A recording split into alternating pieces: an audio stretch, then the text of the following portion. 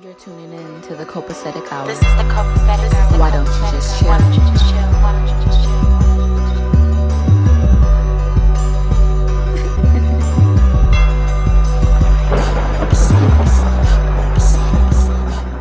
Yes, this is the Copacetic Hour. Copacetic is a term meaning everything is fine, cool, and in excellent order.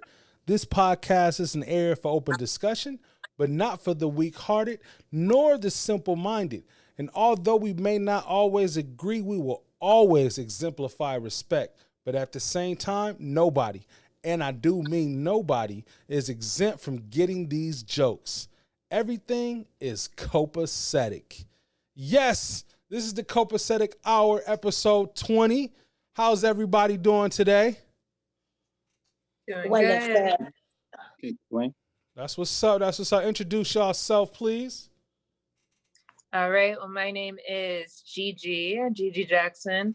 I am the lovely wife, if I do say so myself, of the host, Five. That's right. Just excited to be on part 2 of our Black Lives Matter episode. That's right.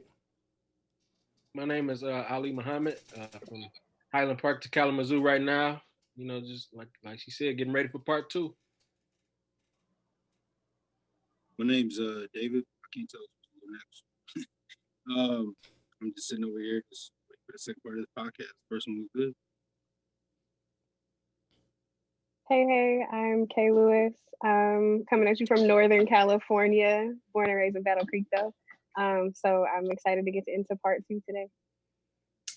What's up? My name is Khadijah. I am originally from Benton Harbor, but I'm here residing in Kalamazoo, going on 3 years. And I'm just ready for part 2. I'm ready to dive in. What's going on, man? It's your boy DQ from Saginaw. Staying here in Kalamazoo right now, being here a nice little minute now. I'm damn near local. But I'm excited for part 2, man. Part 1 was pretty fun, so I'm definitely excited for part 2. Let's get it. Let's get it. Hey, y'all. So since part 2 has happened, since the first part has happened, it's been a lot of crazy shit that's been going on still. It's like we discussed all this shit and then it got worse. You know what I'm saying? It's mind baffling. Okay, they hanging niggas from trees now. There's no other way to put it. And then the police is talking about, it's suicide. You know what I'm saying? It's suicide. Everybody being hung from a tree cannot be suicide. You know what I'm saying? That's not a thing. First of all, Black people don't hang We don't hang from trees. ourselves. Thank you. First of all, we don't hang our... The number one method of suicide, if we want to talk about suicide, is with a firearm. Thank you. And that's across race. That's across race lines. That ain't got Thank nothing you. to do with whether you black, white. That don't matter. Yeah. That was definitely racially motivated. You tried to make a statement. Thank you. It's happened in a few other places. It's happened in Texas and a couple in California, and then there's another one Oregon. in Oregon. Yeah. And then there was that Spanish cat in Texas that too. They said he was suicidal. My thing is how do you hang yourself from a tree in public and not get stopped? You would need an 8-foot step ladder and then a rope and then put it around the tree and then tie the noose. And then either try to hook the thing in broad daylight and then kick that shit off like it's Shawshank Redemption or something. Mm-hmm. It's how did you get up there? You're not even because when trying you go to to these sites, the ladder's not just sitting there. Right. And that was my thing too. I'm trying to figure out, was there any other physical evidence found at any of these places, or did they just walk into a dude hanging from a tree? That shit crazy. But if you look at any of the stories, they're not giving no details on nothing at all. Nothing at all. So I don't know. All that shit seems fishy to me. Because they're reporting it as something that didn't actually happen. Right. So there's no details to give. They haven't made them up yet. How ironic for it to be going on right now, though. This crazy. I think the other thing too is what I was reading yesterday. One of them is identified as a man but is a Black trans woman. Right. And her mother has said like there's no way, and that she was seen as homeless and a transient, when in reality, like, homeless people have a community. Just because I don't live in a house doesn't mean I don't have a community. Right. Exactly. Right. And a lot of people don't, like, there's so many things that go into it aside from just like the race and the climate of racism that we're in, like, that just make it that much more like, how are we ignoring this happening in several different areas on top of everything that we're doing right now? Yeah, that seemed like a conspiracy to me. I just hope they're not trying to, like, send a message, because That's exactly what they're that'll doing. like stir the pot. That'll make stuff a lot worse than they really think. Like, this is not our grandparents' civil rights movement. Like, that stuff, it's not gonna fly in 2020. So I just hope it's all coincidental and not done purposely. I think it's the latter of what you're hoping. Yeah. I think it's the intentional epitome of exactly of everything you and I hope it does. That's why I'm a big proponent of, I say it all the time, Black folks, Spanish folks, to your person of color in this country in general, and you don't have a weapon, you can own one legally, you're setting yourself up for failure, in my opinion. I mean, there's a small chance it could happen, but with the small chance that it does, some crazy shit can happen you would never think, or at least you would hope would never happen, and it can. It definitely can. They want violence. That's what the right wing extremist groups are always about. They're not just like the cats where retarded Southern people like burning crosses and shit anymore. It's not really that no more. They blend in with the crowd. They got tactical gear. They know how to make things look differently. They're invested, obviously, in law enforcement. It's really, it's cryptic. Yeah, I think they want it. That's what they hope. Facts. I agree. Like, no, go ahead. Okay, I agree. Like, so at this time, I was looking for things to look into about lynching and how it started and all these other things, and I pulled up. It was a documentary on Ida B. Wells, how she was like one of the first, historical figure writers to start, documenting, lynchings. You know what I'm saying? And lynchings happened because Black people got out of slavery, and we got to a point where we started to be influential economically. You know what I'm saying? And to stop us from wanting to do more things, they started lynching Black people. Like, one of the first stories she wrote about was about this Black grocery store where this guy owned it in partnership with like 5 other people, and it was outselling the non-minority grocery store, and they hung him up in front of his store, just like the Spanish guy. You know what I'm saying? And I'm like, wow. So that happened in the 20s, 30s. You know what I'm saying? And in reality, it actually started a lot earlier than that. Not the 20s and 30s. I'm sorry, it was the 1800s. I'm sorry. Oh, I'm saying it still existed even during slavery. Yes. Yeah. They would lynch slaves that quote unquote misbehaved and sentence them to death in front of other slaves to send a message. It was a town thing for these people to do it, like their county fairs. Yeah, it was a public entertainment and a scare tactic at the same time. Come in uniform. That's why, when we talk about that kid in North Carolina that had that armed cop coming up to the door with a bunch of people just ununiformed and armed. Yeah. Shooting this thing in the door like, you're gonna let us in. I mean, he doesn't realize it probably because they don't have to pay attention to history like that. But that's deep. Yeah. In a lot of ways. And when you think about, stuff like this can only happen if there are like these predator, racist, supremacist groups in law enforcement. You know what I'm saying? Like, definitely the people who are, sworn or whatever to protect us, they are the ones that are letting these things happen. They are the ones in position and in power, Not all the time. I'm not saying that it happens everywhere and all the time. I'm not saying there aren't any bad cops, whatever. You know what I'm saying? But they say one bad apple spoils the bunch. You know what I'm saying? Mhm. I saw a quote where it was like, police are being upset, and there was even this video of the New York police officers like, you guys are blaming us for one bad apple or whatever, something like that. And I saw a meme. I saw a meme that said, now you guys want to operate with what's it called? With context, because not all black people are bad either, but you still treat all black and brown people the same way, like we're all criminals. Now you want the benefit of the doubt. Where's that benefit of the doubt when it's not on you? And I was like, man, that's deep. You know what I'm saying? Yeah. That's deep. I feel like stuff like that is really why. I mean, if the whole policing thing is gonna work, they got to get closer to the community. Like, Yes. they got to actually know the people in the community before they could, try to strong arm people and stuff like that. So Facts. I just feel like that gap got to be closed, because, I mean, I keep trying to say it could get a lot worse, because in these times in 2020, people just they on the edge, so they kind of looking for a reason to spark up. So yes, I mean, I just hope I hope they relax, because open carry, Michigan is open carry. yes, We about that close away from seeing people just walk around with their pistols out yeah, to protect themselves. yes. Yeah. I definitely agree. Moving into that, our next segment I want to get into is qualified immunity.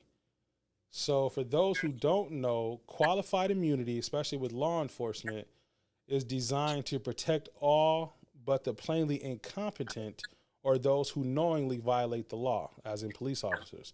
Law enforcement officers are entitled to qualified immunity when their actions do not violate a clearly established statutory or constitutional right. So that whole thing where they can claim that they were scared in any position, you know what I'm saying, that when they're in a situation, that'll qualify as qualified immunity, stuff like that. So they're trying to take that away. It happened in Colorado this week. They took away qualified immunity in Colorado, which I think they need to take away all across the board. And it doesn't just need to be in criminal charges, needs to be in civil court as well, because you got to hit people where it hurts. You know what I'm saying? You do something crazy, you lose that $100,000 pension that you would get when you retire. You know what I'm saying? That you're going to get every year. So that'll make you think twice about doing something that you could be, charged for in civil court. You know what I'm saying? Because, we live in we're the non-minority. So we live in a country where the majorities, they love the police. So it ain't nothing to risk a criminal court case. You know what I'm saying? If they even go to how many officers even go to trial? You know what I'm saying? If that, you know what I'm saying? It's nothing to risk. You know what I'm saying? They got to get convicted. It don't matter about them going to court. You know what I'm saying? So I think they need to do the criminal, of course, but I think just as important, the civil court case need to be implemented in that qualified immunity as well.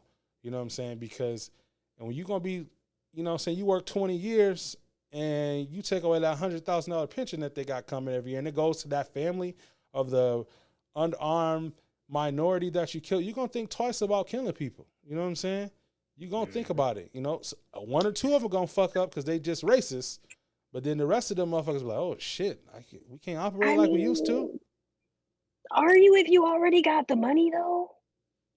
What you mean? Like, if you already wealthy, like, is it gonna matter if I gotta pay? Because, like, in reality, half the time when those civil cases come about, like, it's not like I'm cutting you one big check. That's an installment over years, decades. True.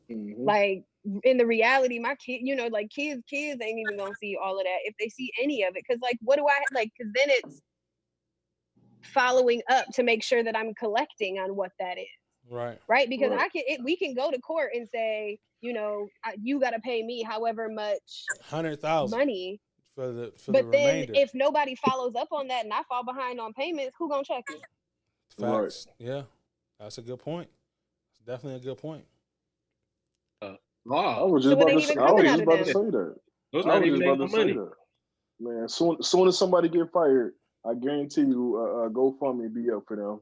with Yep. $100,000 Candace- a day. Candace Wait, Owens got you one see it. going on right now for Rayshard Brooks killer.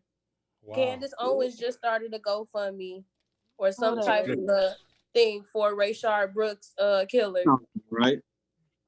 It's crazy. I don't Of course want she That did. lady. I don't want to give Candace Owens no love Yeah. because the more you talk about her, the more she becomes this Super Saiyan racist figure. You know what I'm saying? Where you can't defeat her for whatever reason because she's smart.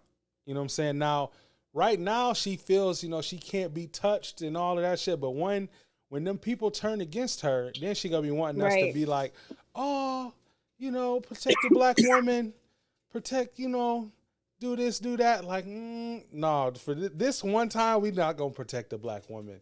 You know what I'm saying? I'm She sorry. she got it coming though. She got You know what I'm hers saying? coming though. She gonna have it coming, but she don't realize Sure. that when you don't defend your own people, the people you defended, they don't trust you either. You know what I'm saying? Right. They probably And I think definitely worse. don't trust no girl. I definitely don't trust no girl with dead ends and no edges. So Thank he you. already got hers Thank you. coming already. Accuracy. That's The funny. accuracy. I mean, honestly, it's already there because That's his edges funny. is gone. Like, I mean, she probably it's it phase makes one is sense though. implemented. She has disgraced the black community so much she probably can't get into a decent hair salon. So she over there supercuts. So Exactly. Okay. we gotta Okay, let Winter sis live her Ulcer. best life because that's all she got left. That's all we do. Man. Oh man. All right. So fuck Candace Owens, goddamn it. But But qualified immunity is a bunch of bull crap because Yes. it leaves it too open for them to play. I didn't know that was a constitutional right of theirs. Like Right. it's a bunch of bullshit. It's a bunch of bullshit. Like one of the examples that they gave when they was like, I had read it, like I had like looked it up. And so like one of the examples that they gave that our officer got off on was the police officer tased a pregnant woman and claimed he didn't know that it wasn't okay to do that. Yeah. How do you know that it's not okay to tase a pregnant woman? Yeah. Like- When does I What common feel kind like of the training pregnant are you woman's getting if baby you don't know inside that? the Well, womb I knew think- it wasn't okay to I tase think a the pregnant Right. woman. That's beyond common sense. All right. Okay. So like Khadijah was saying, with it being too broad on what constitutes qualified immunity, I actually started looking it up today too. I started looking up like YouTube videos to get like a real explanation of it. And one attorney on there was saying that it's so broad that if there's no precedence in a case before what happened, they qualify for qualified immunity, That's regardless crazy. of what happened in front of you. So like, if we can cuss now. Like Yes. if you fucking hits in the face with your left foot and every other motherfucker kicked the other person on the ground with their right foot, that's You're a good. difference in the case and there's no precedence, you get qualified immunity. That's crazy. That's what I mean. That's not everything on it, but that's some of like what the attorney was saying. It's so broad, it's almost endless to what they can do to say anything. Like even the stupidest thing is, I didn't know. I mean, I could have said that shit since I was like 10. Thank you. Right. Right. But they know it's gonna work. That's not an answer. Exactly, because nobody And- get held accountable. Facts. Because they're just And following it. Because they need to strike that down. Because they won't hold them accountable until they won't. It's hard to hold somebody accountable when everybody even above you is doing the same thing. You gotta understand, like when you start a job, you typically start off perfect. You know what I'm saying? You're not doing anything wrong. But when you see everybody else in a department, you know what I'm saying, doing the same thing, you're gonna start mimicking those same behaviors. And if some of those same behaviors is violate people's rights, do whatever you know what I'm saying, whatever you gotta do to fuck up a black man's life, and you would get a slap on the wrist, or probably, you know what I'm saying, or it'll disappear, they're gonna continue the behaviors. But nobody comes into something with that mindset already, like I'm going to do this. You know what I'm saying? Typically you're gonna see what's going on with your peers around you, and you're gonna start to mimic that same type of behavior. All that shit start from the top, man. They need to just get rid of all that shit from the jump, if you ask me, man. I mean, and if we look at the history of the police, like even saying like everybody around you at the top, there are probably people who are encouraging that behavior. It's not Facts. just, Absolutely. oh, I'm chilling and I'm gonna do this thing, but you do you over there, pimp. Like, nah, if I'm doing it, you gotta do it too, because you're not gonna turn me in, you Right. know. Exactly. So I mean, I think that Ironically, yeah, the people that are supposed to stop criminality abide by criminal rules quite well. Right. I mean, but if we like we said before, if we look at the history of police, it's not that ironic. No, Like it's if not. we look at where police, like the police force was incepted from, right? Like the inception of it, it's not that ironic. So that, I mean, and that's why I can say that I feel as the way that I do about the future of not having that as a protect. Like, don't get me wrong, there are other ways that we can protect ourselves, and it is also a phase, but I'm over all this money we could put into all these other things. Like, you telling me that's like billions and billions of dollars at this point that we could put into mental health care and rehabilitating folks and making sure everybody got food to eat. Because if I got food to eat, I don't want your food. Right.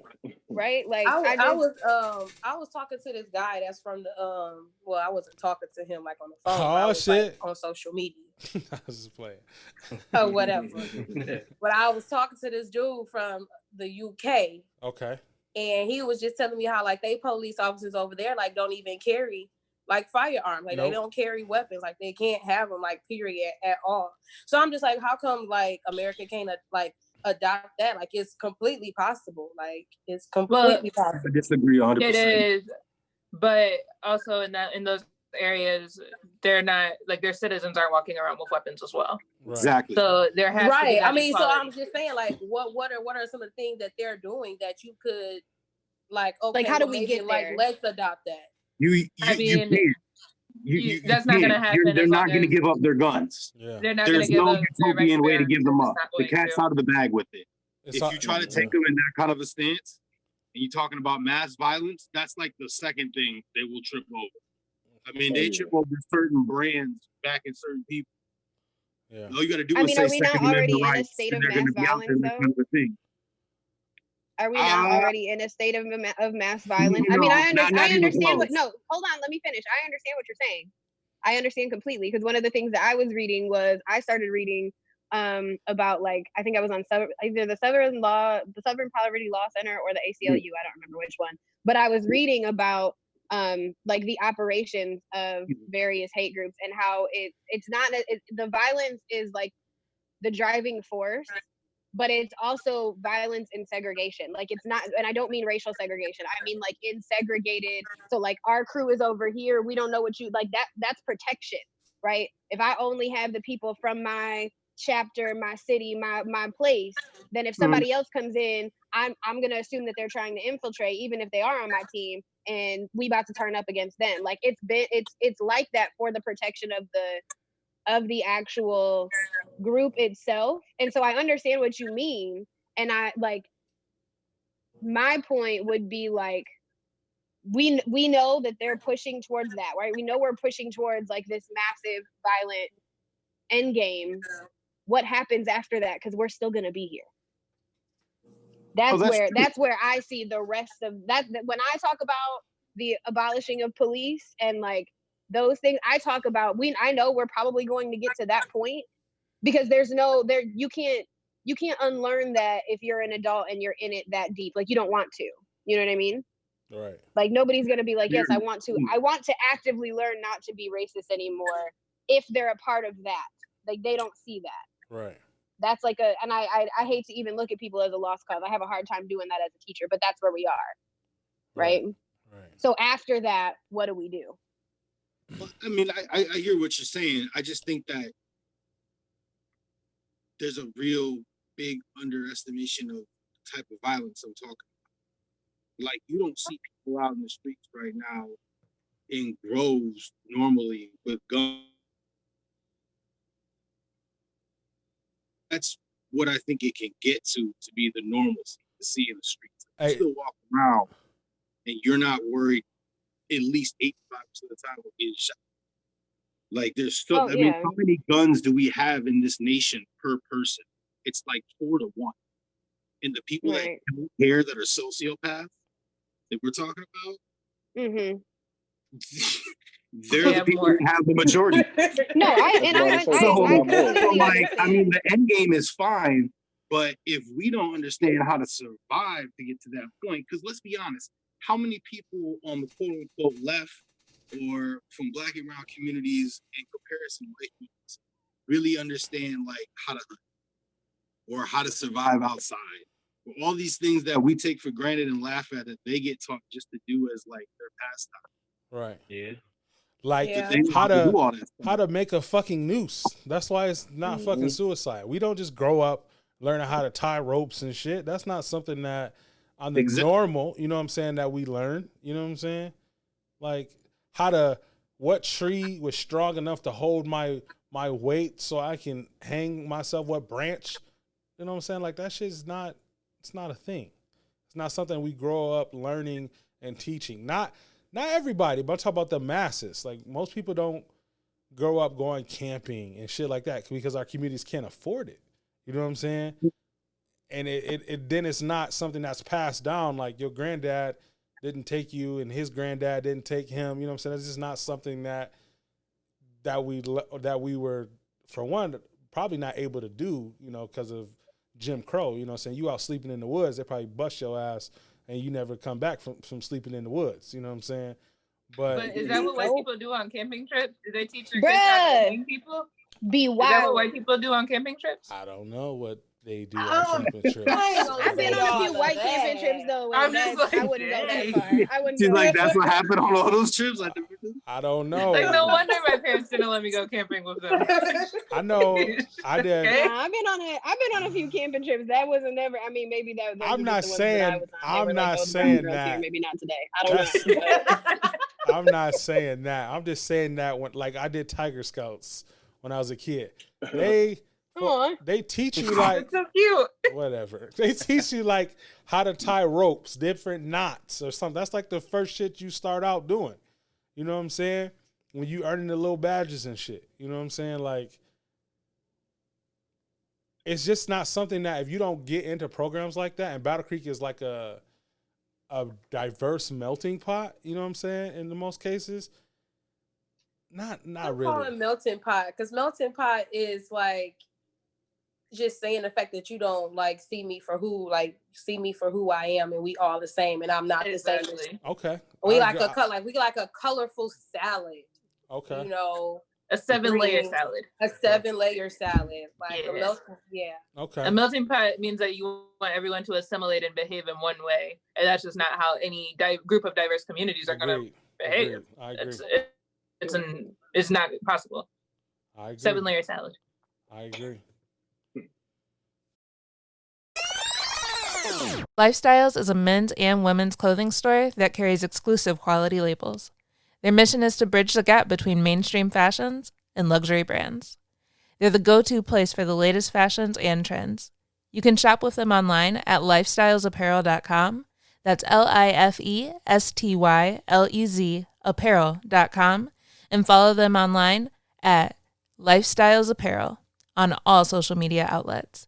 While you're at it, visit them at their brand new Memphis location. Like madness, let's go crazy.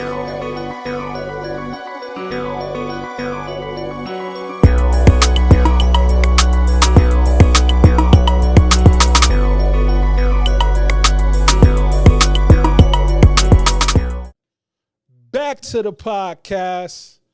We have a special guest that has entered into the podcast today. We have Miss Monteze Morales running for County Commissioner of Kalamazoo, Michigan for District 2. How are you doing today? I am well. Thank you all for having me. I feel honored to be amongst colleagues and former students. So this is a blessing. Thank you. That's great. That's great. We are super excited to have you on this week. So, Monteze, we just want to know, first of all, can you tell us a little bit about yourself and why you're running for county commissioner? Absolutely. So I'm Monteze Morales. I am originally from Bridgeport, Connecticut. I was a homegrown KPS student in Kalamazoo. So I graduated from Kalamazoo Central, went to a HBCU, found out how Black I needed to become. Some things, it was straight. Do you know this and that? And it was like no. So I was educated when I left there. Came back to a PWI, which was between Kalamazoo Valley and Western Michigan University. Graduated from both. It's a great day to be a Bronco. My degree is in secondary ed, English, history, African studies, and my master's is sociocultural studies. And I'm all but thesis in that program. So I'm a mom, a sister. I've been a long time advocate for students, for people of color. I am an Afro Latina, so I represent Black and Brown people. But when it comes to public education, I represent everybody. So now my son, as some of you know, is now a Bronco entering his second year in the nursing program. Yay. Um, One of the reasons why I chose to run is because we kind of overlook local politics. And as I reached my 20th year in education, I was noticing how funding was being cut to our most disproportionate areas when it came to people losing financial aid, as many of us may have been susceptible to. And there was funding out there, and they started cutting funding because nobody was at the table to represent. So I want to be the voice of my district. There has been some misrepresentation for District 2, who are high proportionate of African Americans and Latinos as well. So people have trusted me with their children in elementary education, secondary, and post-secondary, as you know. So I am looking for them to vote for me so they can trust me with their district and their county as well. Definitely, definitely, definitely. So one thing we want to get into is, some things that in our community that don't seem important that most people think, that don't affect us, but it really actually does. One of the things we had is, why is the census important? Isn't that a way for the government to, track minorities, to keep us down?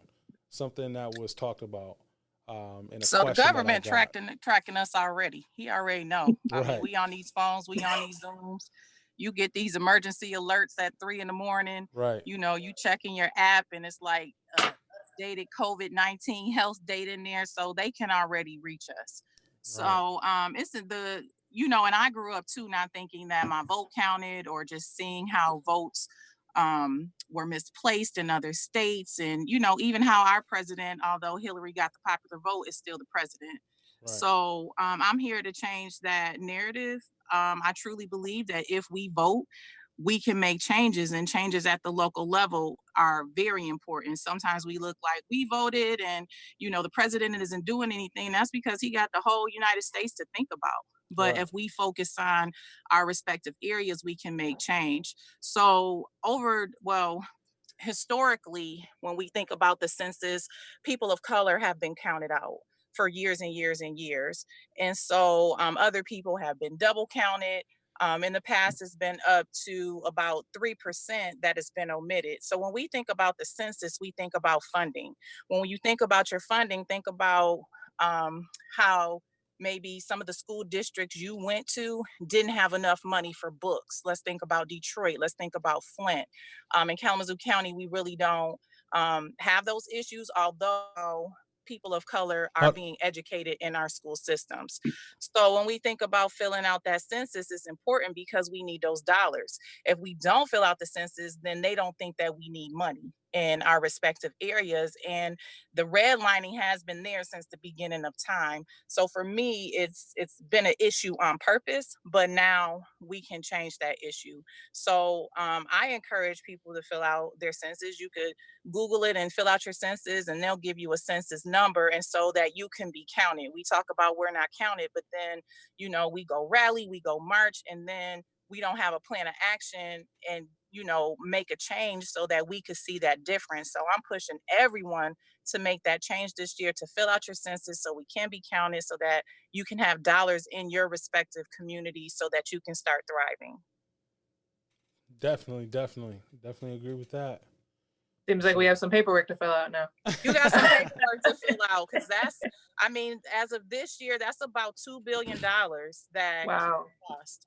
So we think about how schools are funded based on property taxes. Now think of your low socioeconomic areas. Think of the state funding and the budget cuts. I mean, we just learned today that one of our dear, colleagues from Western Michigan University has been released. And a lot of that is because of budget cuts. Right.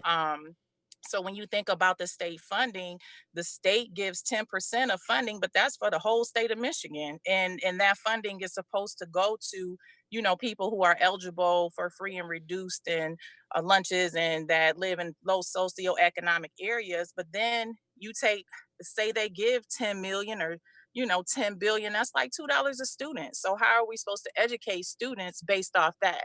You know what I mean? Right. And people don't look into that. So locally you can vote, on millages and, cut the redlining so that the most poorest areas aren't being highly taxed and the areas who can afford to be taxed are, getting passed by, but they're the ones you see new stadiums being built in the high schools. They all have computers. I mean, how many non people of color do you know have had trouble not securing Wi-Fi?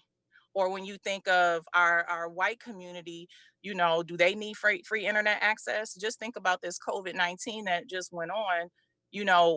Free internet access had to go to so many families so that they could just receive their education. Right.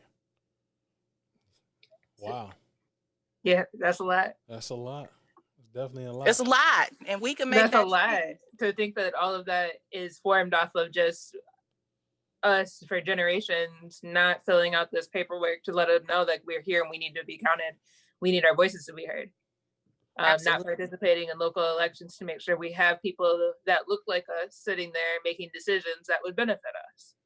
Absolutely. So when we see someone on the ballot that represents us, we need to make sure we're supporting. Absolutely. So another way that you can see who's on the ballot in your area, typically every community has the League of Women Voters. If you log on to their website, you could just Google it and you type your address in and it'll show you who's running in your area. And then if they filled out the campaign form just to know a little bit about them, you can see everything that's going on. So for me, if you went in and you put the League of Women Voters and, my address is public anyway, you put 1231 Banbury, then all of my information and the current incumbents information will come up and you can select like, yeah, we want to vote for her. But it's all about doing research, and taking your kids out to the voting polls, making sure that they understand the importance of it and us stepping up, and knowing that say I run and I don't get selected, if we go straight ticket, what if that person isn't a good person? We got to think about who we're putting in office. That's the only way that me and some of my other colleagues will not get into office. Definitely. Fair enough. Now tell me, if you are elected, and I'm believing when you are elected, how will your position have the power to bring forth change, specifically as a county commissioner? So specifically as a county commissioner, we have Commissioner Stephanie Moore right now, and she put a proclamation out to declare that racism was a public health crisis, and she presented it in front of her colleagues. And what we did as a community, we flooded their emails. They had over 5,000 emails probably to say that this is a public health crisis, and then the resolution got adopted. So it was 9-2, 2 Republicans opposed, and that's okay. But on that level, now we can get with the city officials and say, you know what, we're starting to hold the police accountable for what it is they do, because that money comes out of the city budget. So when people are looking at, I'm contacting other people because I don't like our police department, they're not treating us well, and they don't know what to do, you contact your city officials, you contact your city manager, that's who you contact, your mayor. That's where the police budget comes in at. And so when you're voting on different things, 47 probably to 50% of the city's budget goes to your police department. Now, how are you supposed to compensate for the rest of the city if that much money is going into that and they're not treating us well? Right. So for me, being able to be at the table and say, no, I don't believe that we should cut this funding, and this is why.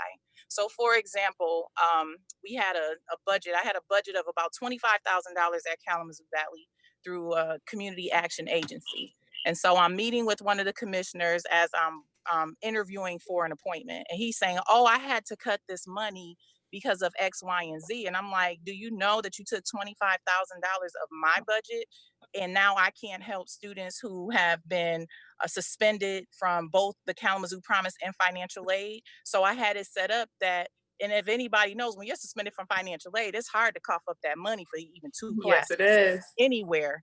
And so I said that money was in place so that I can get them food if they face food insecurity, housing insecurities, and it paid for up to 7 credits, a bus pass, and their book supplies.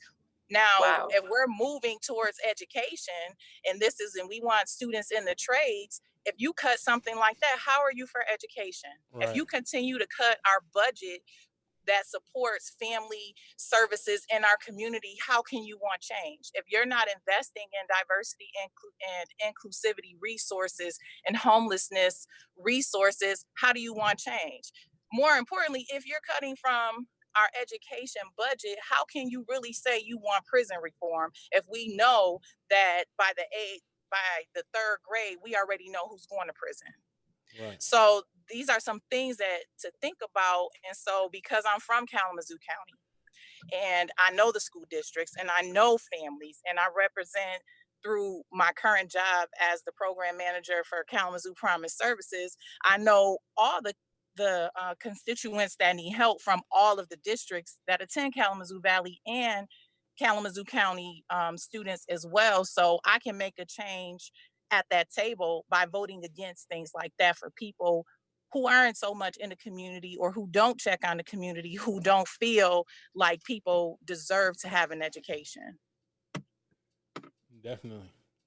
I feel like I need to like snap because you just given so many facts. Like that's the only appropriate reaction I feel like I have. I take snaps any day. That means I'm doing all right. You can't hear it, but that's what I'm doing. Yeah. Snap. I appreciate that. And I just think that that I know that have attended, WMU in reference to some of the research work that we've done, and our counterparts may have gotten an A and we got a C off of the same thing. So we understand those inequities. We understand being in a place where nobody looks like you and trying to share your struggle, and they're like, there's nothing I can do for you. So me being on that county board, I mean, when you look at me, sometimes you don't know what I am, but I represent everybody. And so I understand what it feels like to be on government services, i.e. food stamps, Section 8. I understand how it feels to make $2 more and be cut off. And I understand how it feels to be pinched because I'm in this, what they call quote unquote middle class, if you will. And so more taxes are being taken out. How am I supposed to pay for my son to go to college if y'all are steady taxing me harder than the people who have the money? I.e. when we look at Amazon and all these rich companies that are not being taxed and we're being penalized for it. Right. Mm-hmm. Definitely understand that. Now, what's one thing that Black people or just people of color should be aware of that you wish you were aware of 10 years ago? Excuse me. I just wish I was aware of running for a spot like county commission doesn't take as much as we think as far as running on the local level. So when we think of school board and county commission, there's some requirements that you're a resident of that area. And so had I known that years ago, I think, we on campus, when we live in those apartments, think of how many people live in there, about 2,000. Right. Those were votes we could have got to run for this seat to make change. So it doesn't take a lot for you to run. It just takes for people to like you. And if you can get people to register to vote, which is very important, if you can get people to fill out their census, which is very important, and tune into a county commission meeting or a city commission meeting every now and then, just so you know what's on the agenda. And then you can rally up some people to make a change. So for example, some of the immigrants that lived in our area, or people that were considered DACA, couldn't have an ID to just even cash their checks, to just even maybe go and buy a drink in a store. And so they rallied up and they got some things changed. They went down to the county commission building, and now they have county IDs so that they can function. So when we talk about the things that we need, if we rally together and really push for it, it can happen. So I just wish that people were in my ear years ago saying, hey, you can do this and you can make change, outside of just marching or, putting some post up and then it dies down. You being in a political chair, it's not going to die down. You always got stuff on your agenda and you can fight for your people. Definitely, definitely. Now, do anyone here have any questions that you want to ask? I do. Okay. I know I'm not in Michigan, but you mentioned, I wanted to go back to the census, because you mentioned people filling out the census, and I just wanted to know, I know in the communities that I've taught in, there's been hesitancy around the census because of documentation. And so what does that mean for undocumented folks, and how can they participate in Michigan? And I mean, as far as that go, it is tricky, and I don't want to lead anybody in the wrong way. So as long as you're a legal resident, I would say go ahead and fill it out. But if you're afraid, as someone that's undocumented and still maybe working, I wouldn't personally put that attention towards myself. But if you're working and you have the proper identification, I would encourage you to do what you can for your community. I wouldn't request that anybody be in harm's danger. So when we think of that, say someone did that, you could, and say ICE came to that department, and picked them up, you can tell your county sheriff, I don't want you housing, people that the federal government have picked up via ICE, housing them in our county jails that we pay taxes on. So there's different ways to get over that. I mean, that's a great logic right there. Yeah. What would be the rally? Absolutely. What would be the rally votes, creating this form? Is it signature, a certain amount of signatures that you would have to get in order to even get the attention of the county commissioners? What would that protest type look like when trying to get things like that passed? So it doesn't even have to be a protest. There's public comment at every county commission meeting, and you can go and stand and say, hey, here's a resolution that I want. You list your problems. You say, hey, here's some people that follow behind me. Here's their signatures, emails. They live in this specific district, and they want change. So, maybe they'll listen. And then if you don't get what you want, you go back and you do it again. So there are some people, I've been to several county commission meetings, and there's some water issues that we're facing in Kalamazoo County. And so one of them is flooding. So a district came out, and now they're up to see a judge in FEMA to get the funding that they need. But it was because they pressed it, they did their homework, and they presented it to the county commission several times. And then that proposal went, and the county commission voted on it. So as long as you're bringing your people in and you make relationships with county commissioners, which is going to be important, and that's just an email. Hey, my name is such and such. I have some questions. Can we sit down and meet? Hey, my name is such and such. Can you just reply via email? And it's their job to reply to you as their constituent. So what you're saying is actually contacting the people in power does more than making a Facebook post to complain about it. Absolutely. That's what I'm hearing. Looking at Facebook posts. But you would think by the way people get on talking, Facebook Live, all these posts, 500 likes, 1,000 shares, all this stuff, you would think that that's how people expect change to happen. But we actually have people in these positions who can make things happen. We just have to actually bring it to the right place. So when we think of George Floyd, yeah, it went viral, but there were people contacting that mayor, contacting the city manager, contacting the chief of police. Yeah, it amplified, through Facebook. Yes, that's how, initially it was shown to us, but stuff can be shown. But if we don't go out there and protest and put our foot on their necks for change, then nothing is going to happen. So, I mean, just how many videos a day do you see with 1,000 likes or 18,000 likes, that has been pushed under the rug? So if you don't send those emails and your friends don't send those emails out to people, it can fall on deaf ears. So, now that everything is via Zoom, you can actually Zoom into your county commission meetings and they have meeting IDs and you can go into public comment and voice your opinion. So, for your respective areas, I would suggest that you Google that, whatever your county is. If it's Jackson County Commission, Battle Creek County Commission, Detroit County Commission, I would see who's on that board and do your research on them and see what they vote for, see what their morals are, and if you align with it. And if you're in that area, say you're in a District 2, and you don't think that person aligns with what you believe in, then you go find somebody or you yourself run for that position and get people to support you. Definitely.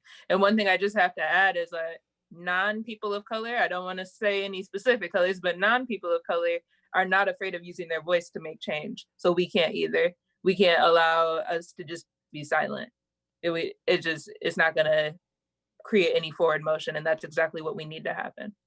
Oh, absolutely. Non-people of color, when people are sick and tired, they're always using their voices. And sometimes, they know the right people. So right now I'm encouraging y'all to know the right people, to ask some questions. You can start tonight, Google your county commissioners and ask them what's on their agenda for August 4th. You can go to that League of Women Voters to see who's actually on the ballot. Ballots are out. You can do absentee ballots. Applications are out. I'm personally going to the polls.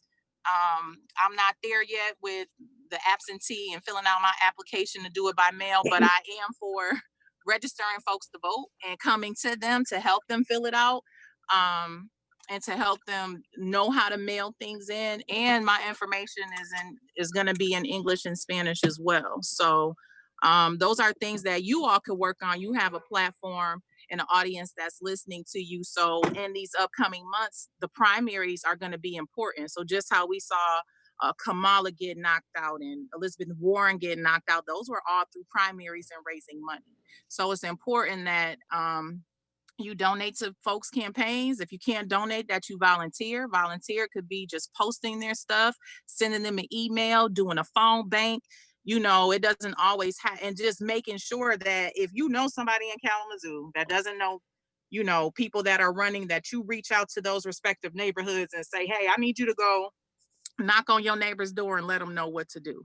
So August 4 is going to be very, very important for your local levels. As far as like county commission, you have some state reps that are coming up. You need to be familiar with those folks, because that's where like state representatives, I think they start coming around in July. So they'll be coming, trying to get endorsements, and they'll start coming up on those primary ballots as well. When you think of school board, they'll just be on that November ballot. So this November 2020 ballot is going to be very, very important. It's presidential election, and then there are going to be local elections, state elections, and county elections all on that ballot. So I encourage you all to get registered to vote, complete your census. If your IDs are expired, get them updated, and just be ready to come out strong and vote this year. Definitely. Awesome. Well, thank you so much, Monteze, for joining the Copacetic Hour. We appreciate you. If you're listening and you feel like you want to donate to Monteze's campaign, you can via Cash App at $Monteze Morales 2020. That's Monteze Morales 2020. You can donate via Act Blue at actblue.com/donate/Monteze Morales, or via check at friends, written out to Friends of Monteze Morales, mailed to 1231 Banbury Road in Kalamazoo, Michigan. There's ways to volunteer. There's ways to follow Monteze on Twitter, Instagram, and Facebook at Monteze Morales. Again, she's running for Kalamazoo County Commission, District 2. Be sure to get out and vote August 4th. August 4th. Make sure you go out and vote. Thank y'all so much. I appreciate your time. Good luck. This is an amazing platform. I'm on the road, so I apologize. Amazing platform. Keep doing what you're doing. I'm rooting for y'all. Make sure y'all fill out your census vote. Thank you for having me. Thank you. Thank you. Are you tired of paying unnecessary fees for banking? Do you only use mobile banking anyway and hate going into the branch to handle your business? If so, Chime is the copacetic option for you. It's one of the fastest growing banks in America, charging a total of $0 in fees. Join Chime today using our special code and get a free $50 after your first direct deposit of $200 or more within your first 45 days of opening the account. Find the special code in our Instagram profile and join the Chime family today. You're tuning in to the Copacetic Hour. Why don't you just chill? Why don't you just chill? Why don't you just chill?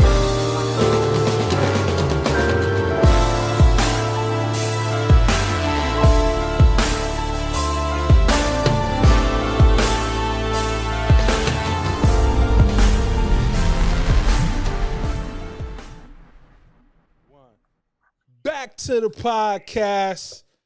So that was dope. You know, shout out to Monteze Morales. You know what I'm saying? Make sure you go vote for her. You know what I'm saying? She's helped me out with a few things, very impactful in my college career, I would say. Make sure y'all go out and vote August 4th. Make sure y'all do that. So this question here, I actually had it for part 1. We never got to it, so I wanted to get to it on this one. Well, aren't we doing the email of the week to go with that? Okay, you have the email? Yep, I got the email. Got it loaded right here. Go ahead. I wanted to make sure that we got to this because this individual actually sent a follow-up one, like, can you guys please address this? So we got to make sure that we get her issue talked about because this is just interesting and it goes with the times that we're dealing with right now. Okay.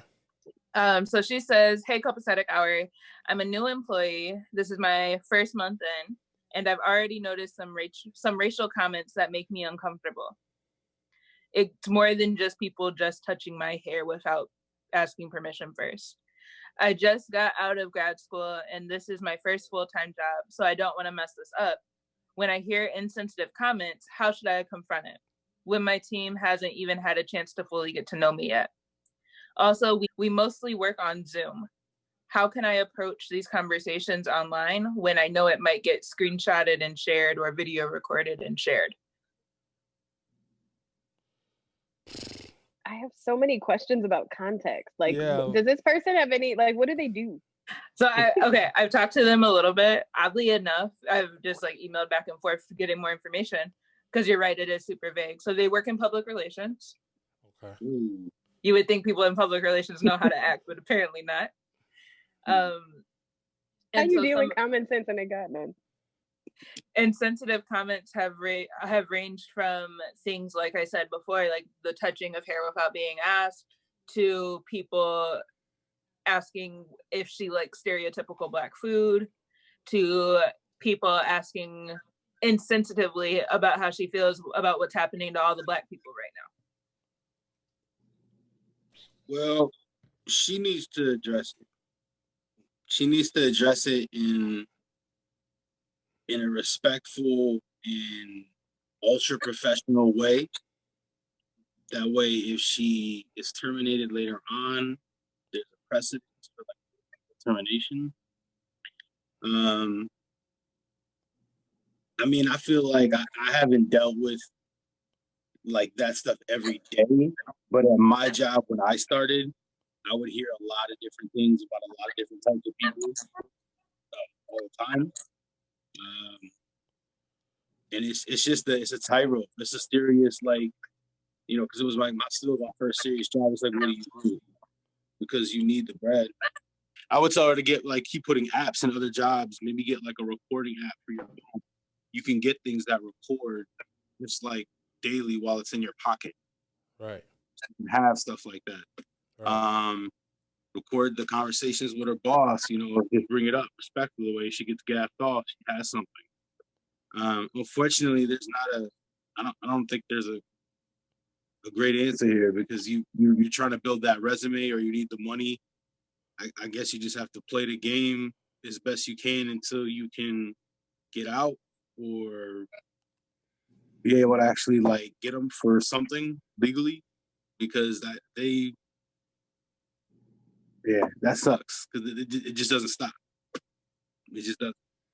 Facts. So one thing that I would wonder is if it's kind of like as messed up as it is this like a hazing kind of thing? Is this their initiation into the company? See if you have tough enough skin to be able to deal with it. Because that's kind of how people are in some situations. I mean, I'm not one to have never experienced racial comments at work. I get it all the time. I've got some really wild ones. I've had people asking things as crazy as pulling me aside and saying, and ask if my husband was as well endowed as some of the typical Black male specimens that they've seen. And I'm like, but you cut out again, babe. You said you said you told him what? I don't like you. It ain't my fault. You ain't right. It ain't my fault. Right.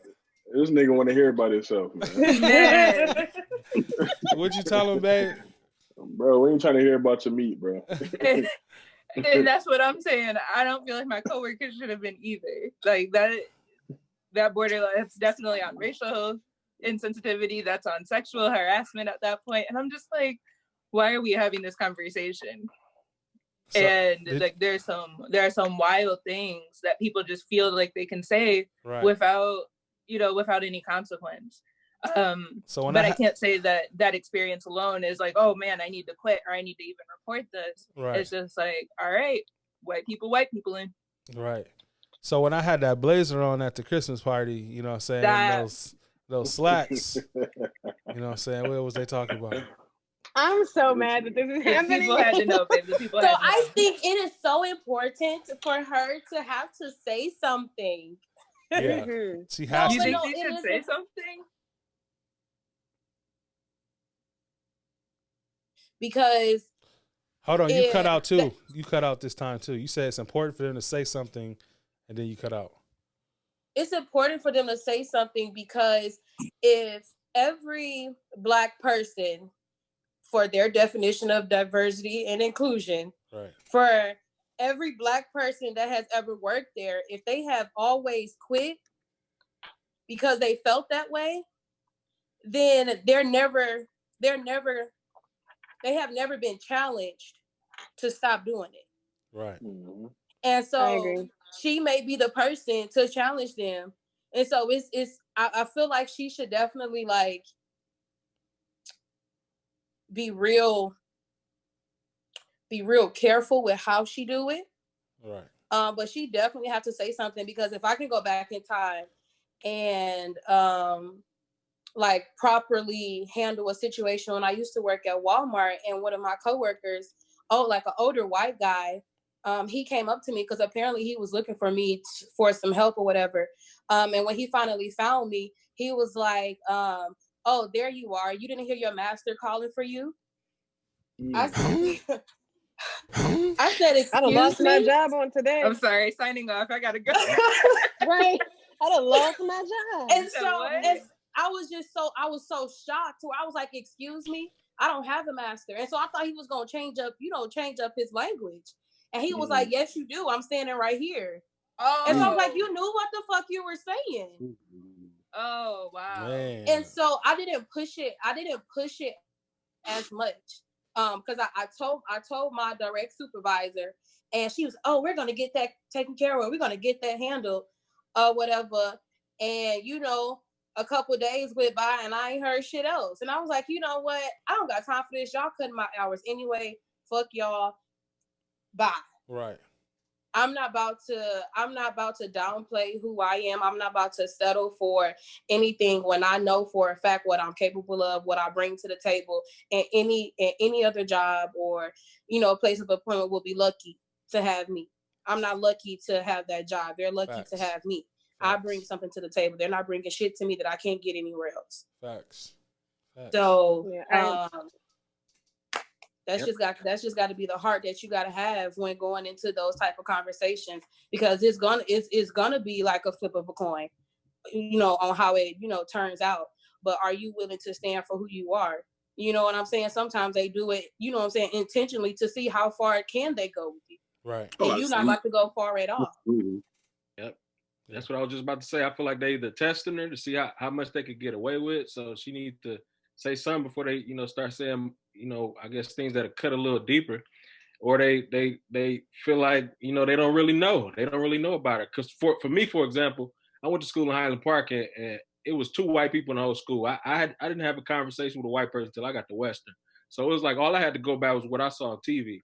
So, I'm sure my conversation, they might have said, yeah, he's so stereotypical. He asked if we could dance and stuff like that. But it's like, I just feel like we got to get to know each other a little more. And with that situation, she really needs to speak up if it's affecting her to the point where she's asking people about it.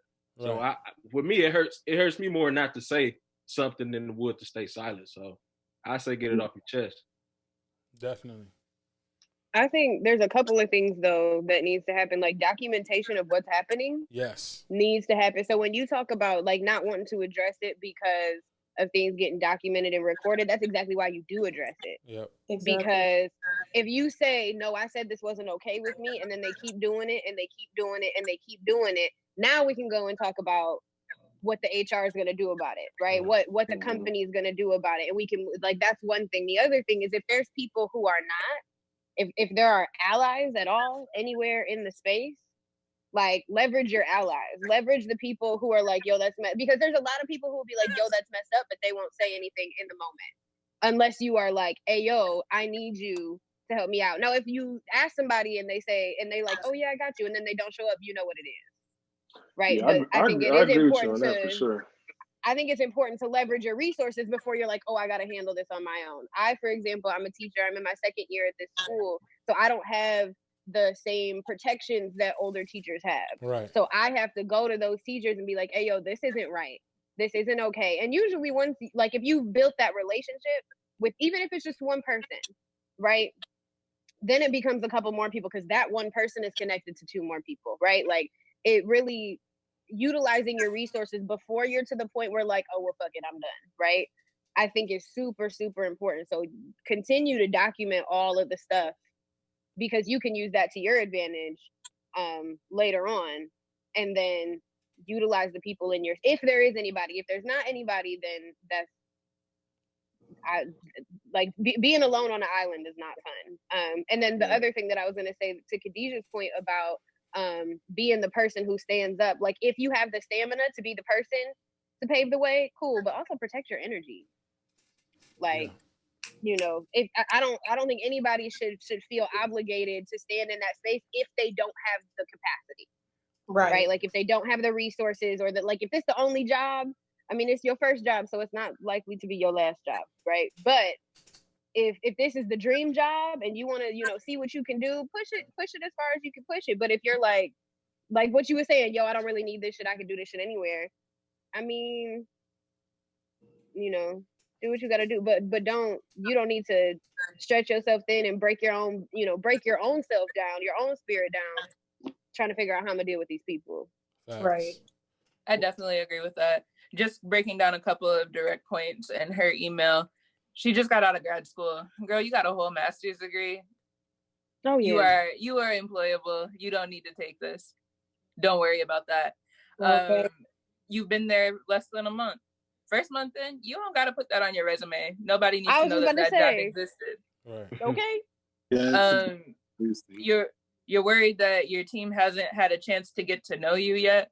Racist people don't need to get to know you before they choose to judge you. Right.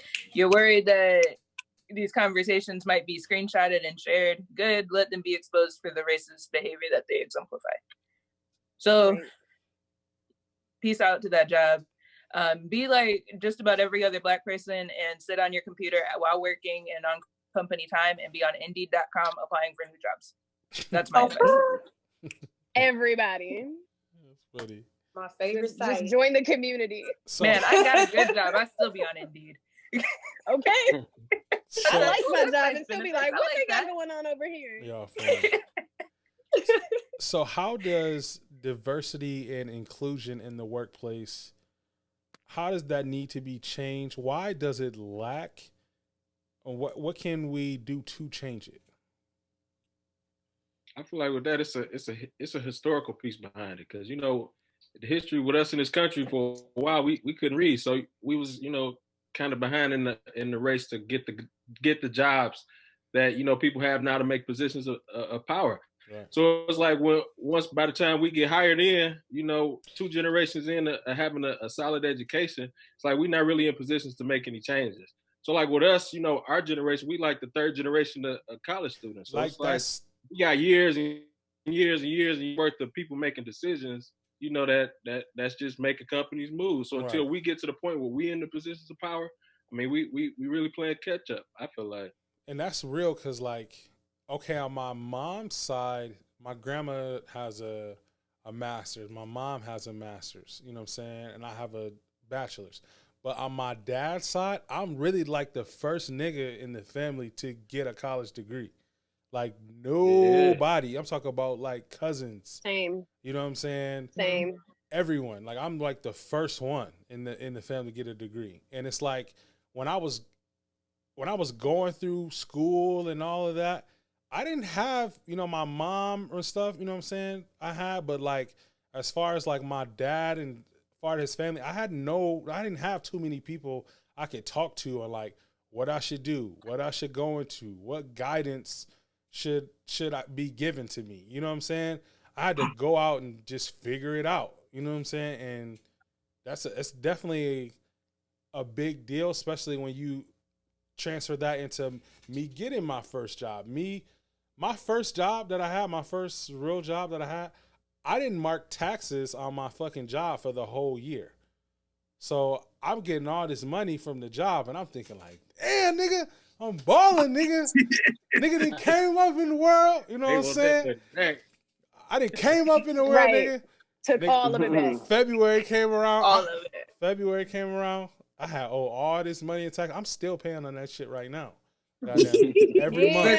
The crazy thing is, we worked for the same company at this time, and I'm like, dang, why don't my checks look like that? Man. So I'm thinking like there might be like some gender bias with pay. Nah, this dude just forgot to take his taxes out because nobody told him that that's what you're supposed to do.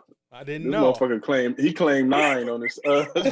All year. You know what I'm saying? I didn't know. I didn't know nothing about, you know what I'm saying? No, that's real. Cause I didn't learn how to really file my taxes until I got a career job. Like that shit wasn't cutting it when I was working, when I had to work multiple part-time jobs. Right. Right. Yeah. I didn't really learn how to file. Like I learned how to do my taxes, but I didn't learn how to like do it in terms of paperwork, setting it up. You know what I'm saying? Anybody can go on TurboTax and get some shit done. That's all I'm saying. Right. But like when I gotta fill out that paperwork, yeah. and I'm like, yo, what do I put? Who I'm gonna tell? Who am I ask? The person sitting in front of me?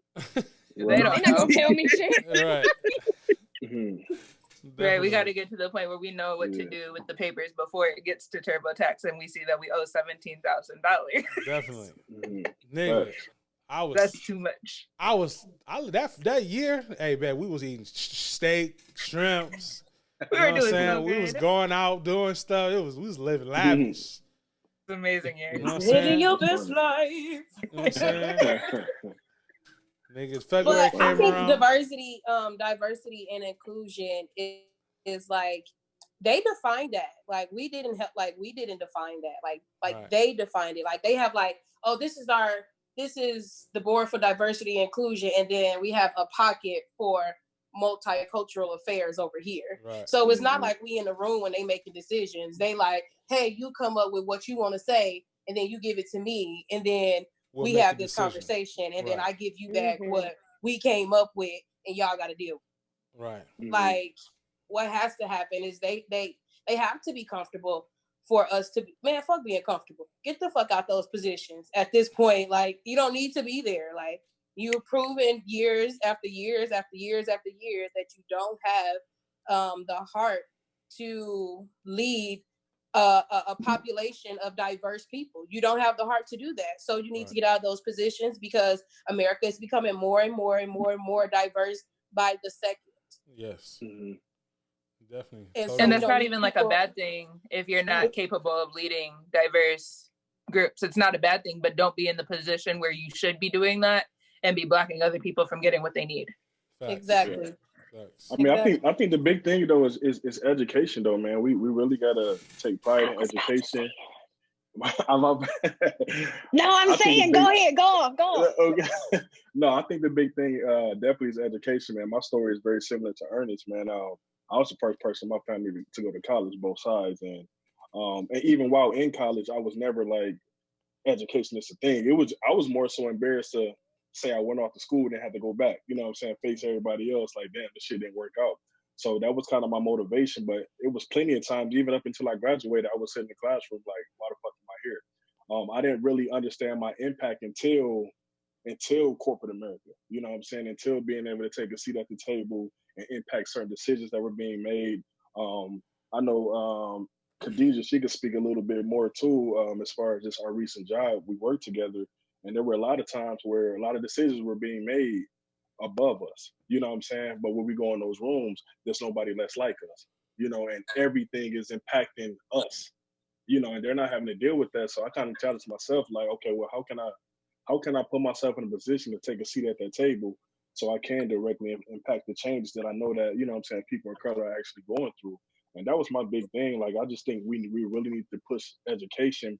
And it's so sad that the current generation, they have this whole mindset of let's get rich quick. You know what I'm saying? Mm-hmm. It seems like education is starting to go out the window a little bit.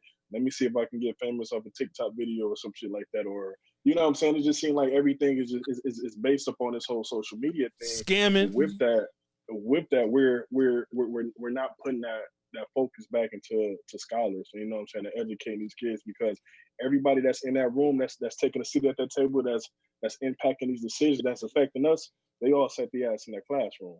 And we need to keep pushing that, and we need to make sure that we're reaching back. We can't get in these positions of power and get educated and not reach back. We have to continue to reach back to the generations coming up behind. Facts. Just to go off of that, just as a teacher, I think the other piece that I would add to that, like the reaching back part, is like going in and building like relationships with the next generation is literally like, to me, like one of the number one ways to get, because these people sat in classrooms. These people sat down up under older folks who told them what they now believe. Right. And if we are the people who are occupying their, that's the whole reason that I started teaching, because I saw a whole bunch of people, white people, because 90% of the teaching population is white women. Yes. I saw a whole bunch of people who were standing up in front of folks lying to their faces. Yes. And I was like, well, if I can be in somebody's classroom, that's one spot. That's one time they're going to get the truth. If I'm the only time they get it, at least they get it once. Exactly. And there needs to be more of us in those spaces. And it doesn't necessarily need to be traditional schooling. Like, it doesn't, I'm not saying, I mean, I would love to see more people of color in education, because I was in a conference today and was the only Black person in the room, like digitally, with a room of like 50 people. So I need to see more people of color in education, but just in positions to mentor, to talk to folks, and to spit real shit, not to be, like, it's one thing to tell kids you can be whatever you want to be and do whatever you want to do. That's great. And they should believe that, and they should know that. And you got to give somebody, the intrinsic motivation to want to do more. But it's more than that. Like, you got to spit the game. Like, all the stuff that we're seeing right now, when we say this ain't our grandparents movement or whatever, I'm a full believer in, like, our grandparents was doing some hot shit too. They just didn't tell us about it because it wasn't appropriate to tell kids at that time. Right. And the difference is now we like, no, y'all about to see all this shit. Right. Because y'all about to know. I don't think that this is much different than what happened before, in terms of like what our what our ancestors was doing. I think they was doing the same shit now, except for they was like, nah, the kids gotta stay at home. And now we And the like, only nah, you old enough, you can walk, this put the your only shoes on, let's difference. go. Exactly. Right. Them, Listen, them in those phones, always They on gonna get them, all of it. recording, mhm. whatever. They gonna be the saving grace because America gonna see. Yeah. Like you Right. gonna see it. You have no choice but to see it. But then it comes the generation before them that know how to talk or whatever, that's in those rooms talking or whatever, you know what I'm saying? And then the generation before that, you know what I'm saying? Like they feeding like our generation, like our generational stages, like we don't come together and build as one or whatever, because Hold on, you cut out, his parents Khadijah. just like still. Khadijah, you cut out. You said I feel like my parents and like my parents' parents and like that, like those generations are almost like ashamed of some of the stuff that they did. And that stuff is so important to, you know, tell your kids. So therefore it can prepare them for the life that they're going to experience. Because when you talk about diversity and inclusion or whatever, if you grow up, you know what I'm saying, and they thinking that they just supposed to be accepted whatever by a world that don't accept them, and then they get rejected, like they gonna look at you like, why you tell me this and then it ain't happened, and now I'm questioning you as a parent, I'm questioning myself because I believed you, I'm questioning this world, and then it's just a continuous cycle. So like we gotta preach the truth no matter fucking what, no matter how hard it is or how harsh it sounds. Like you gotta teach it, because if you don't, we're not preparing the next generation to be greater than what we were. Facts. That's a good Well, and the point. thing that you just said goes back to talking about like young white kids. If we want to keep it a buck, right? I grew up thinking my way was the way it was gonna be. I walked out into the world and realized that I wasn't the only thing popping, and now I'm mad, and now I got a problem with people who don't look like me because they're taking up space. Like that's literally what we're watching happening. So Exactly. like, so the education has to be expansive. It has to include everybody. As much as we like, yo, I'm tired of it. Like, because white people ain't gonna tell their kids this shit. So somebody's got to. That's deep. Like I was reading this article, and it was of this interracial family. He was just like, my wife's black, my son is black, but I still have white supremacy inside of me. Like that shit is scary. Yeah. Like that shit is scary. And these kids living in these houses or whatever that's supposed to be inclusive, and like their own parents or whatever still feel some kind of way about this whole situation. But when it comes to their kid, I don't feel that way. But no, yes, you do feel that way, because you don't think other people that look like me shouldn't receive justice. So you don't think I should receive it either. Like it's all one of the same. Like we got to do better, like immediately. You can't love me and hate my brother. It doesn't work. Period. Facts. Although your brother, you know, he get on my motherfucking nerves sometimes. I think you can love her and hate her brother. I don't think anybody else can though. Nah, I'm just playing. I fucks with you, Brandon. I'm just talking shit. This week's episode is sponsored by the Design Lab at Shutterstock & Co.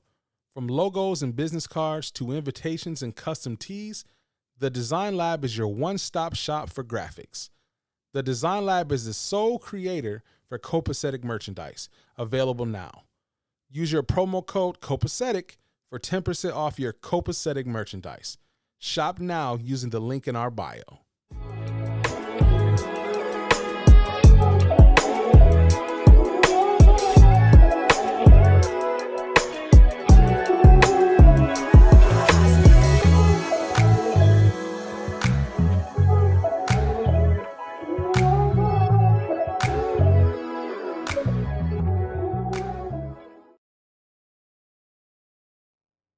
Back to the podcast. So we're gonna move into our last segment. And it's always the hardest one because nigga, there's so many problems. God damn it. But if we're gonna talk about the issues, we have to talk about the solutions.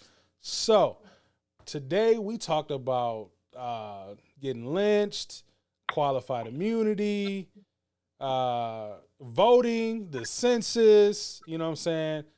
How, you know, stuff in the workplace affects us as minorities, what are some of the solutions that we can strive towards to have change in those different areas? I think with qualified immunity, you need to probably come up with a new legal doctrine or something that has a different name and actually change it so that way it changes in the minds of police officers. I think there could be a middle ground where they have some sort of protection or whatever, so they'll actually go along with it, and then where they actually hold them accountable.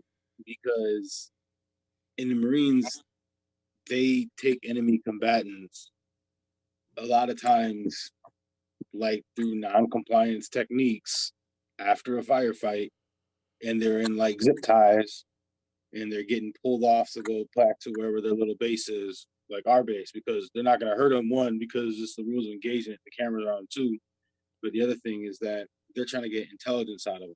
Right. So what I'm saying is that it can be done, and when a lot of the times the military is usually like prosecuted though. Right. Like if you look at the different things that come up of like different breaking of the rules of engagement, like desecrating bodies and doing crazy stuff like that. You look at some of these people, they get charged and they're in Leavenworth. Right. And David, there needs to be something like that where they actually hold people accountable. It can't be a blanket thing for anything and everything. Now, David, weren't you in the armed forces at some point in time? Yeah, I was in the Marine Reserve, so I did one deployment. I went over to Afghanistan, and like I said, like I saw people like after a firefight. See, like after some people, they got like a couple cats of them got killed, and they shot one or two Marines or whatever, and the interpreter got shot. Nobody got killed on our side either way. The point being is they were alive, right, and they were in zip ties. Right. So you just need to start really holding these people accountable. That's what needs to happen. I think that you can get the middle ground, because we're going to need, I don't think the right's going to get everything they want, and I don't think the left's going to get everything they want when it comes to any sort of like legislation. Right. Like we want what we want. That's not the way legislation works, not the way politics works. There has to be a give and take in order to get something on the books. That's just the way it works. We just have to make sure that the give is going to be worth the take. Facts. That's how I see it. That's crazy that the Marines can show literally the enemy more respect than day to day with police officers and U.S. citizens. Like think about that. Like they're in war. This is war, nigga. Like war. Like them motherfuckers over there really trying to murk your ass. Like they're trying to. And you going into it knowing like, hey, these niggas about to try to kill me today. You know what I'm saying? Yeah, but it's that accountability thing though, man. It's crazy. Like I said, like when they actually start, because they really do like prosecute people like that. I don't know if you ever paid attention, but there was a thing with the Navy SEAL captain who Trump like went on their behalf for or whatever. He did some really crazy things, really messed up. But normally when those people catch like wind of it, the military has their own court system and they prosecute. Maybe not a lot, but certainly a lot more than the police officers. Right.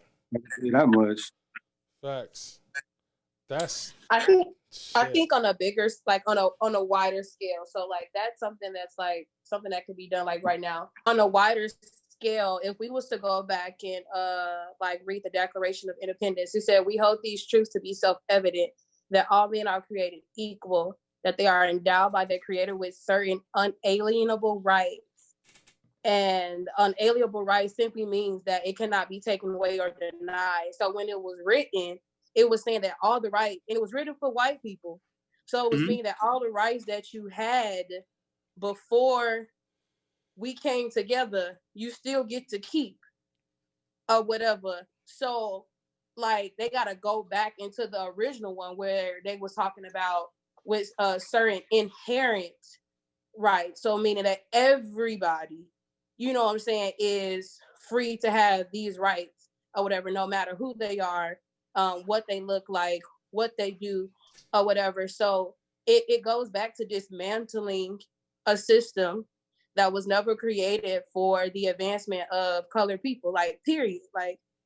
So when we talk about like what we can do, and you know, it's like to make the workplace better is to go to the founding, you know what I'm saying, like the founding documents of like HR or whatever, you know what I'm saying, and see where it's like not favorable to all people and change those things or whatever, or just completely take it down or whatever, and to create new ones.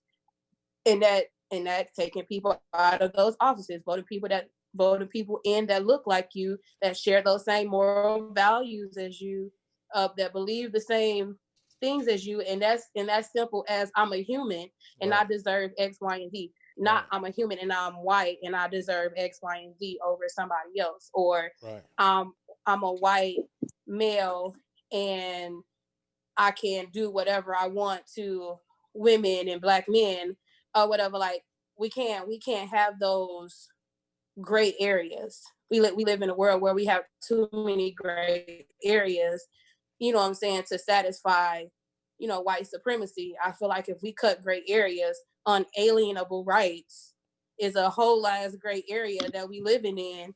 And it's just like, what does that mean for people of color?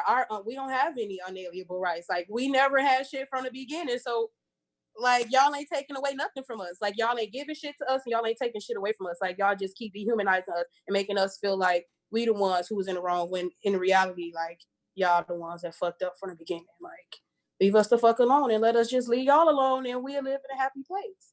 Period. Facts. I don't gotta be cuffed up with you. I don't gotta be in your space. You ain't gotta be in my space. Or whatever, you live on your side of the earth, I live on my side of the earth. Facts. It's crazy, man. I think. Go ahead, Kaylee. Go ahead. Oh, I was gonna say, I think there's a couple of other things, kind of to Khadijah's point about the mindset that needs to switch, because more than just the founding documents, white supremacy culture is in fact a culture, and it is in fact a belief system. It is grounded on pillars, right? Like there are things that uphold it, and there's simple things that we don't even think about on a day-to-day basis. It's things like and we see it in like individual actions. I pulled up some of the things that I use when I talk to white people about this. Things like either or thinking. So like you talking about there can't be a gray area. Like, yes, and also we have to acknowledge that humanity exists only in gray areas. Right? Like I am a human who is made up, like, I mean, even just me as a person, I'm biracial, so I am both black and white, right? I am bisexual. I am a teacher who lives in a state that I was not born in, right? Like but I have citizenship, which is different and sets me apart from other people. Like there are privileges that I still have, even in my womanness, in my blackness, you know, in my femininity or lack thereof. And so there's lots of things that just the entire system has to be rethought. And that to me is why I stay on the soapbox of education. Because like them people in positions of power aren't even going to have the knowledge to change those things if somebody isn't telling them the truth. Facts. Right. So more of us have to show up and tell the truth, and we have to tell it in the ways that those who need it can digest it. And I don't mean like put on a nice voice for white folks. That's not what I mean. I mean like if they need facts, find the facts. You know what I mean? Like I mean like if facts is what drives their evidence, give them the numbers. If you know, if it's relationships, find somebody to build that relationship. Everybody doesn't have to be everything, and that goes back to what we said last time with like know your role. Right. But to me, like it's an unlearning that has to happen, and that has to happen with not just white people. That has to happen with the entire system, because those are systems that all of our companies, black companies, white companies, companies of color, are built on the consumer mindset, which is also built under white supremacy culture. Facts. So it's an undoing of everything that like there is no overnight solution. I think I've settled on the fact that I know I won't see it in my lifetime. Right. Like that's the only way that I find peace in what I'm doing, right? Is that like the people that I'm teaching now, they're gonna have the change because I clearly am not gonna be alive long enough for it. But it's a whole it's the entire system. Facts. I feel like what I would like to see is, I mean, since like I said, I just look at history a lot. So, you know, since they held us back for so long, I feel like the next generation need to be like pushed ahead.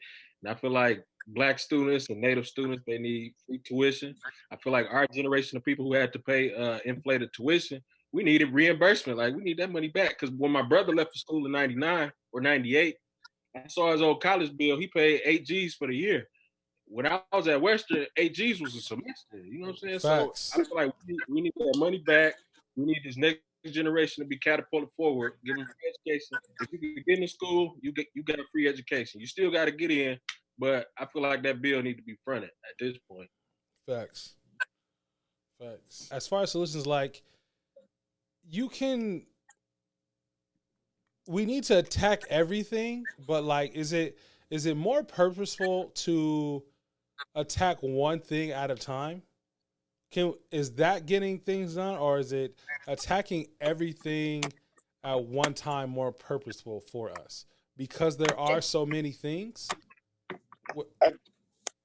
I mean, We're not going to agree on one thing to attack.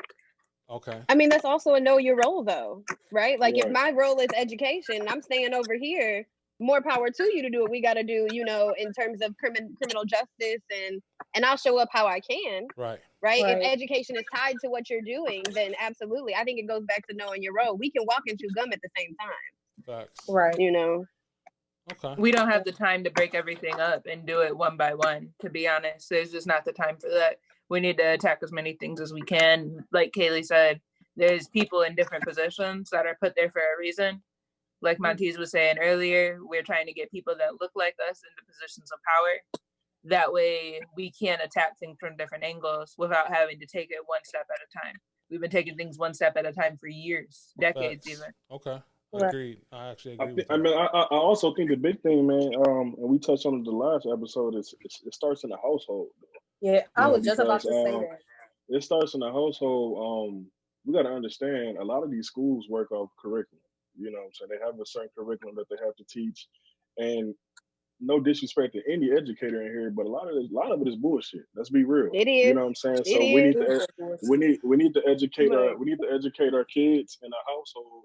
So when they do go to these places, when they are in the classroom, they can be able to dissect, you know what I'm saying, what I need to take in and what's bullshit.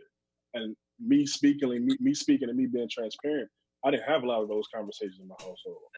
And if I'm being 100% honest, I didn't have any of those conversations at all. You know what I'm saying? So, and I grew up in a single parent household. I didn't have role models that I can look up to. I didn't have nobody that even told me about the importance of education. Like I said, I went out to college because motherfucker told me hey, you need to That's go, what you you're need to get a supposed to degree. do. That's what you're supposed to do. You know what I'm saying? But then Mhm. nobody around me did it.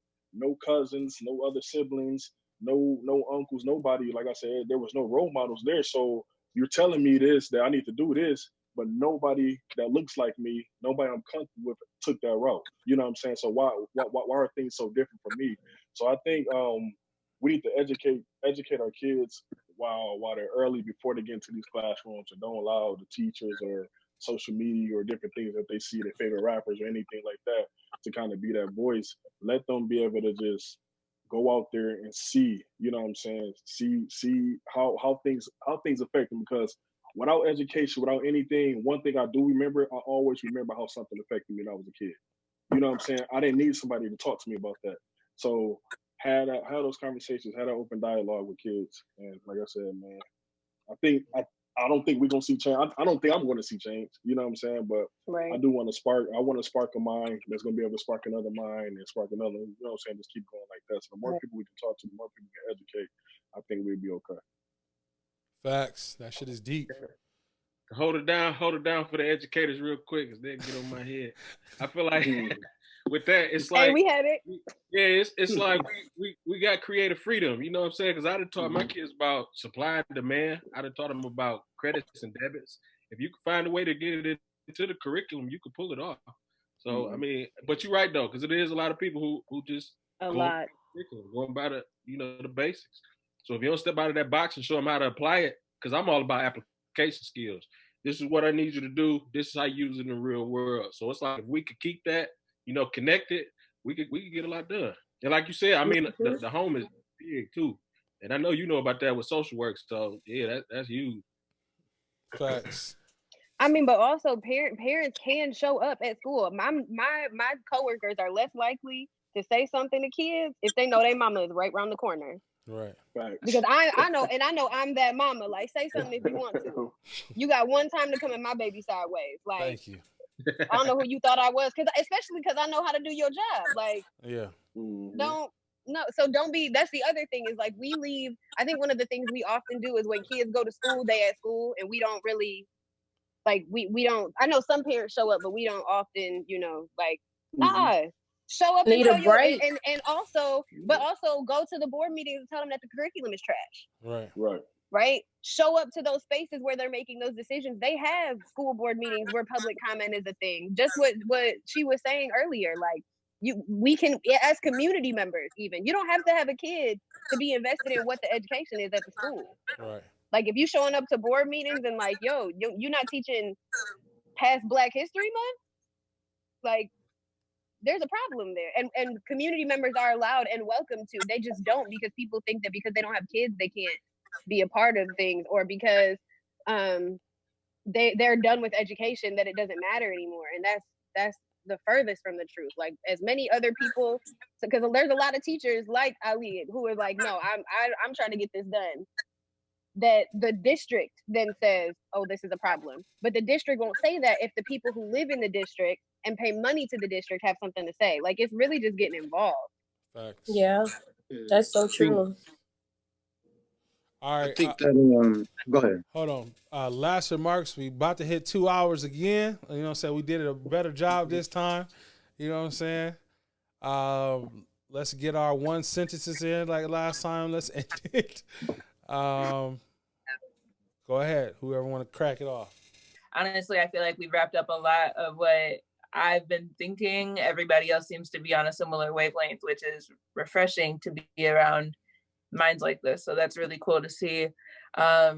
Education is key. Getting into places of power is key. It's the only way that we'll ever see change. So get your education so you can get into whatever spaces you need to be in. Facts. Yeah, I feel like we need to organize. We got to find a way to like just get everybody's opinions together and figure out what we need. Because I mean, at this point, I don't think we're gonna get another moment like this for a while. So we really need to capitalize on it and get to solutions. Facts. I think that the education is something that's very, very important. Everybody keeps touching back on it. I think that along with the education activism, we have to get people involved, like she was saying earlier. We have to get people to actually go and vote. To vote, get people to do that. Because a lot of people feel passionately, but then they don't vote locally. I didn't even know to vote locally seriously until I was like in my mid-20s. I don't think I ever voted in a local election until I was like 27, 28. And those are like the most important ones because they affect your area immediately. Facts. Yeah, and just keep pushing. Facts. Everybody's already touched on education. I've been on that the whole time. So I'm gonna go back to know your role. Like whatever it is that you're passionate about, find the way to make change there. Don't try to be like everybody else. Facts.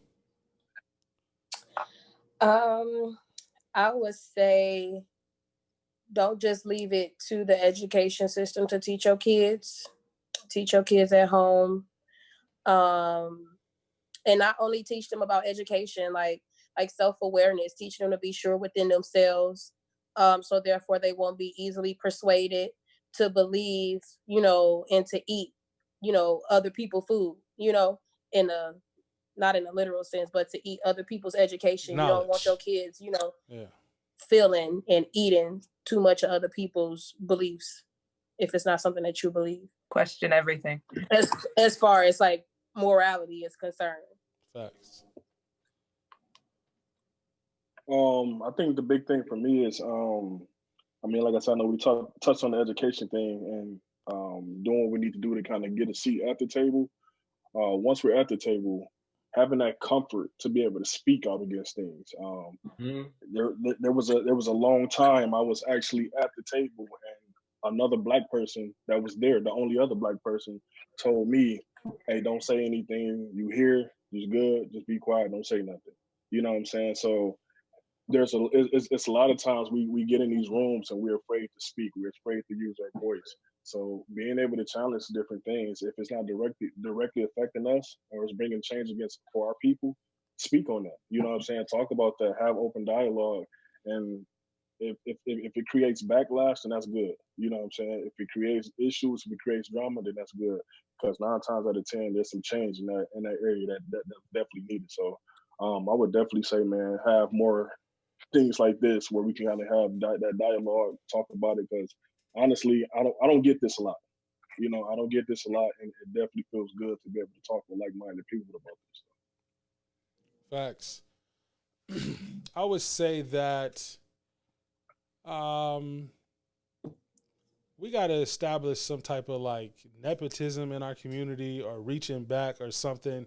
I feel like every other community has something where they actually look out for their people. They go back and they bring the next generation forward. And for some odd reason in our communities, we feel like, no, I'll work hard for it. You got to work hard for it and go get it. I may or may not help you if I feel like you deserve it, but if I feel like you don't deserve it 110%, if I'm able to help you, I'm not going to help you. So I feel like we need to establish some type of, I don't know, mentorships or programs or just each individual person. If you can go back and help somebody, go back and help somebody. If you do have a platform like this platform here, having these conversations, go out and let it be known what you can do for somebody if you can help somebody. And don't be afraid to ask for help. A lot of the times, you know what I'm saying, people are too prideful to, nah, I can do it on my own. Me and myself, even like this podcast, you know what I'm saying? I be wanting to get guests. I be like, nah, I ain't trying to be getting a handout, you know what I'm saying? And I still may not do that still, but I'm just saying, it is important that if you can't help somebody, reach down and help them. We need to all be coming up together. We need to be working as a unit. Unity is our number one issue, in my opinion, in our communities. We need to be a unit because every other culture operates in a unit, in unity. All right, this is the Copacetic Hour. Everybody, please let them know where they can find you, what you got going on. If you need people to reach out to you about something, let them know. You can find me online at Limitless Beauty on Instagram. You can find me at Limitless Miss Medicine for anything, for people that are interested in pursuing a career in healthcare, any sort of healthcare. I've literally dabbled in just about everything, so I can provide a little bit of insight. Currently, I'm working in internal medicine, so we're kind of getting towards the end of the whole pandemic situation, at least this round of it. So I'll be back in the clinic soon, so you'll be able to get more of some insight there.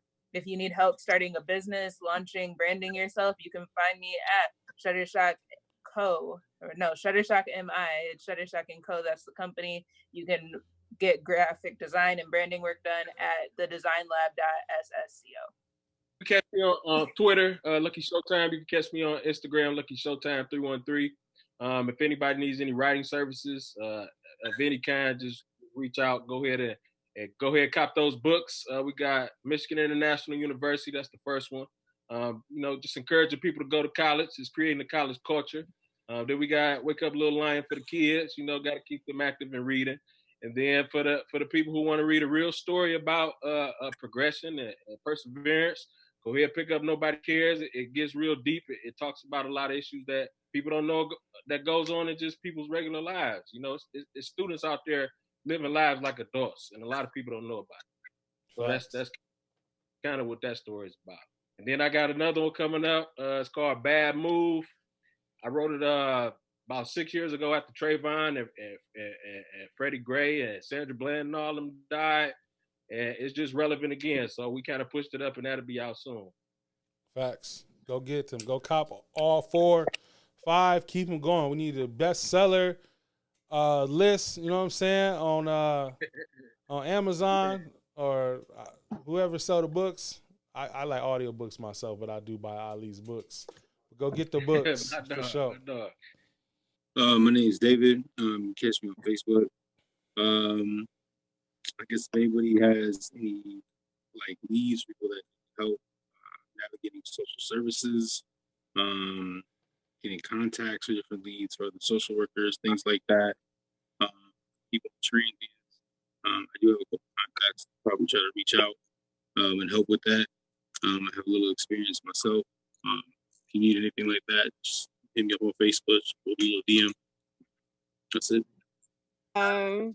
This is Kay. You can find me on Instagram at prettycutie2 times 2 double underscore, or my teacher Instagram, which is at 2live in M5. And I'm a fan of Ali because these books, fam, we gonna have to talk. Thanks. And that's where I'm gonna end it. Appreciate it. Again, my name is Khadijah. You can find me on Twitter and Snapchat at Queen, KAYMB. And you can find me on Instagram at LUV, Love the Queen _ And also, I am getting ready to coordinate youth Black healing circles here in the city of Kalamazoo. So if you got any youth out there that needs to be in this space, that registration is going to be coming out soon. So be on the lookout for that. It's called Healing While Black. No, this DQ. You can find me on Instagram or Twitter, DQ_11. I have a supervised independent living group home here in Kalamazoo that I started. We look like we're gonna have our first student actually next week, so that's a big deal. We're looking for kids with emergency placements here in Kalamazoo, Battle Creek area, Grand Rapids, wherever. You can get in contact with us at dreamliving.ddj@gmail. If you need any questions or any information as far as different services that we do offer. Like I said, it will be a trauma-focused group living here in Kalamazoo. Definitely. Make sure you reach out. All resources. Definitely reach out.